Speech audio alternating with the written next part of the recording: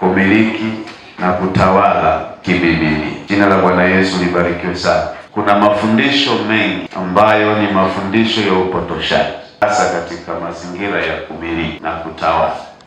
Jamani, amina. Wamepewa neema ya kutawala kiroho na wanapewa mamlaka, kwa sababu wao hawana mamlaka ya kumiliki na hawana mamlaka ya kutawala, lakini wanapewa mamlaka ya kumiliki na kutawala na Kristo Yesu. Ndio maana tunasema wanatawala kiroho na wanatawala kwa imani. Jamani, Bwana asifiwe. Sasa yale mafundisho yale ya kusema kwamba Mungu amesema popote tutakapokanyaga kwa nyayo zetu Bwana ametupa kumiliki, ni fundisho potofu kibiblia, sio sawa sawa. Ndio maana tunasema kumiliki na kutawala kibiblia na kwa njia ya imani. Jamani, amina.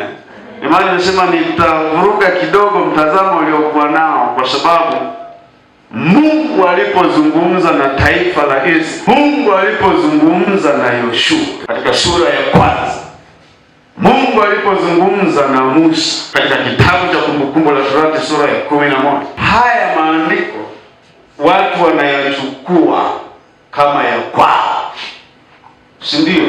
Watu waliokoka wanachukua kama ya kwao, lakini si sawa, si sawa kabisa. Mungu alipozungumza, alizungumza na watu maalum, taifa maalum. Jamani, amina. Na Mungu alipozungumza nao kuhusu kumiliki kwao, hajazungumza nao kiroho, sawa? Alizungumza nao kitu halisi. Ndio maana kwenye Kumbukumbu la Torati sura ya 11 anawapa mipaka, si mipaka katika ulimwengu wa roho, ni mipaka inayoeleweka na watu wanaifahamu, na vile anazungumza anaelewa namna ambavyo watu wamepata yale mafundisho ya kumiliki. Si unaona namna watu walivyoathirika? Mtu anasema Mungu amesema mahali popote nitakapokanyaga kwa nyayo zangu Bwana amenipa. Sasa tangu umeanza kumjua Mungu na tangu umeanza kukanyaga maeneo, ni wapi ulipomiliki, ili ujue ya kwamba Mungu alizungumza na watu maalum, na kuzungumza kiroho, alizungumza katika hali ya kawaida, hali ya uhalisia.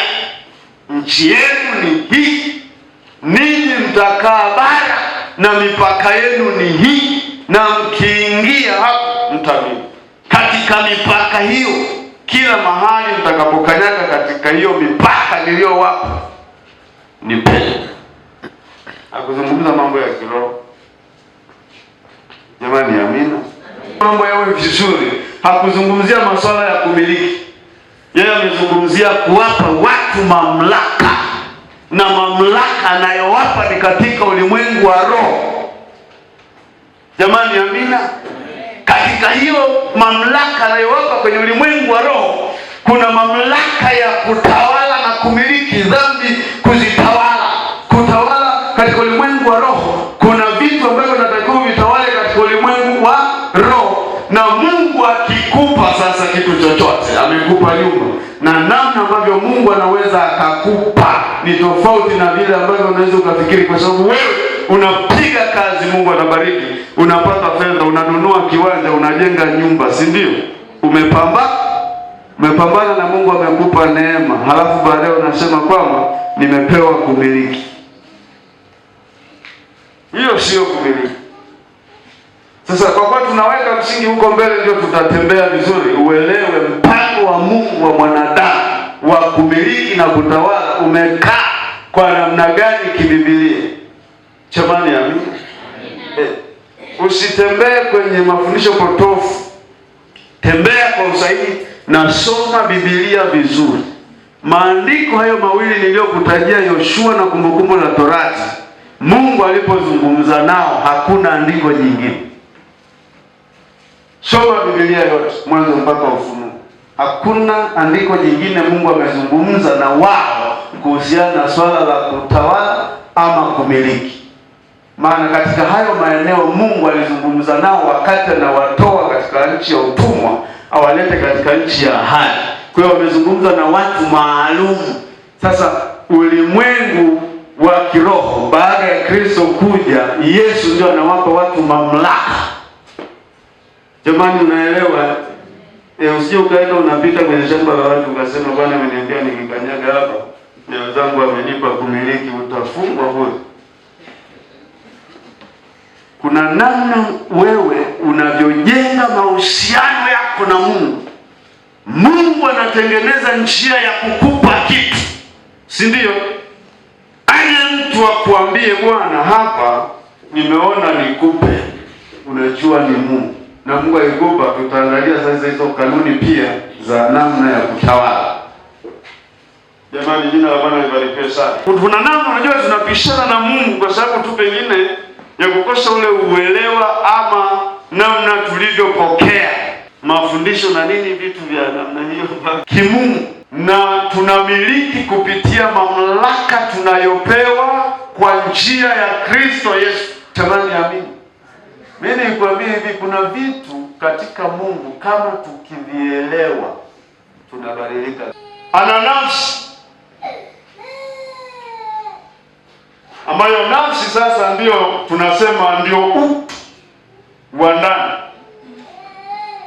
Sasa nafsi inahusisha akili, nafsi inahusisha ile namna ya mtu kufikiri, nafsi inahusisha ndani ya mtu kupata hisia, ile hali ya mtu kusikia furaha ama kuchukia.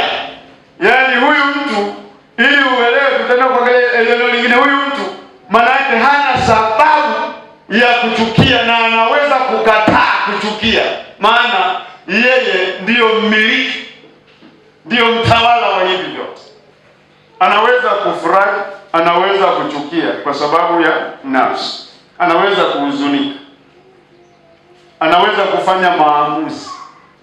Sasa hii ndiyo wewe,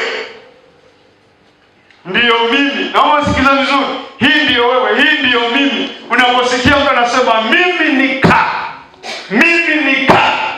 ndiyo hii nafsi, mtumwa wa nafsi yake. Asipokuwa makini anakuwa mtumwa wa nafsi yake. Kwa hiyo anaweza akachukia, anaweza akatukana, anaweza akafanya kitu chochote kibaya.